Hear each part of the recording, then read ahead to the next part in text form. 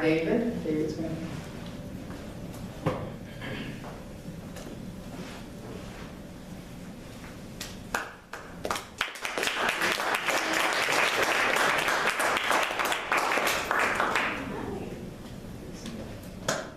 I just would like to say that this book is really a collaborative effort.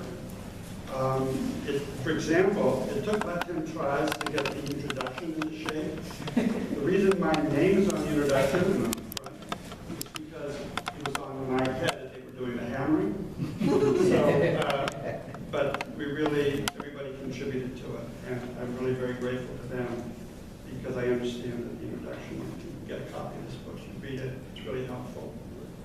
Anyway, when I was going through the book, looking for something to read, I put in here some very old poems I didn't know what to include. I just sort of put some in there. But when I was going through it, I came across a poem that I'd written a long time ago. And I really liked it. I thought, oh, I'll read that. But then when I was looking at it, I realized, this poem actually goes with two others that have been written over the years since then. So that the three poems together form a kind of a series. And they actually follow the arc of a conflict that I've been going through all these years, maybe 20 years. So I'll go ahead and read the three poems. They're in the different books here. But this one is from the Aztecs, and it's the first poem. And when I read the titles to it, you'll know what I'm talking about when I talk about a conflict. And of course, before I do, I just want to say that I've always been a dreamer. I've always been in my own world, sort of drifting around. I was an independent, no political, affiliations whatsoever. And if anything inspired me, I just went with it. So this is called Memorial to Confederate Dead. And this is in Old Town Alexandria. He stands, contemplating something at his feet. The effects of winter rain, perhaps, or sleet, though on occasion carnations appear, as if his downturned eyes had raised them from genuine earth. How the sun shone on dew-stilled lupines, the swish of feet through wet timothy, the spring-like call of a wren across dawn meadows before the first death. The brief bugle still lives in present mornings.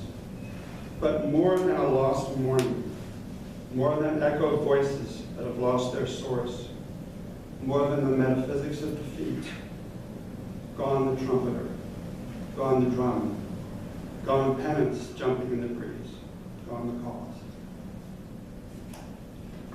10 years later, I discovered that I had written this poem. Why Confederate memorials should remain on the battlefield. Gettysburg, Pennsylvania, July 3rd, 2015. It didn't look like this during the battle. The guide pointed out across the field, showing farmland that didn't look different from any other farmland. Coarse grain waist high, trees crouching in green-black masses, the usual fences and barns, just their tops peeking up. It was hotter than a hayrick on fire that summer, and Little Round Top was covered with rocks. All that would change, of course. First to go, the hypnosis of cicadas, climbing out of the ground at the tops of trees, and returning to the ground again, the sound of the land itself, till cannon shook them out. After that, the silence of a century of noonings. They came up to a white land to find dark sleep, roads just about ready for their first horseless carriages. The battle itself was a disjointed affair, 1 minute jogging, then the order to fall out, echoes flying over like rounds of artillery, then double time again. Limbs were being cut off with wires. The men who were bleeding out called for water. The next day was rain. Hate would be awakened by no one who fought here. The North needed to honor their courage. It was no accident that beasts walked the land, leaving the fields littered with cenotaphs. Fast forward, backwards, to October of 2018. That's sure you know what happened during October 2018. This poem is called On First Looking into Ken Burns' Civil War. Imagine a palette of dusky colors that still manage to glow, set in a luminous sky. For these are days that are made in heaven, and we have had heavenly autumn. Yet on looking back, it seems now every day was dressed in black. For I have also been looking into a civil war, and black is a good color for pictures of clothes with bodies in them. Where men have torn their buttons off, looking to see where they were shot before they died. And impure white to make the black stand out. And many are the pictures of Andersonville, but thank God none of a place called Pillow, where the men themselves were black, and what was done was more than black. Thus I hear it conclude, and sternly warn, take care what day you first begin, for I too am hatefully black. And I pray to see what they forgot when they buried the dead, all the hate put underground before it spread.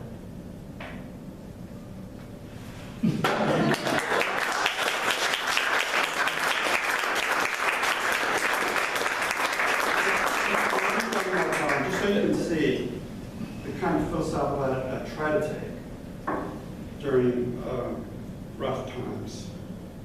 Because I wrote a poem to commemorate Inauguration Day, January 20th, 2017, actually. And maybe this will leave you with an idea of the kind of person I really aspire to be, and not hateful. The Inauguration Day, January 20th, 2017. It would be known as a compromise day. Wet streets, the sky the color of bruised eyes, holiday trees still scenting the curtains with discarded balsam, while on one block, bright as day, on another, night black, combining in gray. It was a day that went everywhere at once, like a compass without a needle, yet everyone agreed, all felt a pull in one direction or another. A band from Cold Town told me God was their compass, elbows turning like weather vanes, spats a splash, and shakos nodding in step with the Lord. Yet on other streets, a beast was unleashed, and people struggled to contain it in violence and darkness, and the smoke of burning cars, and no one spoke the name of the beast, but the name was Archie.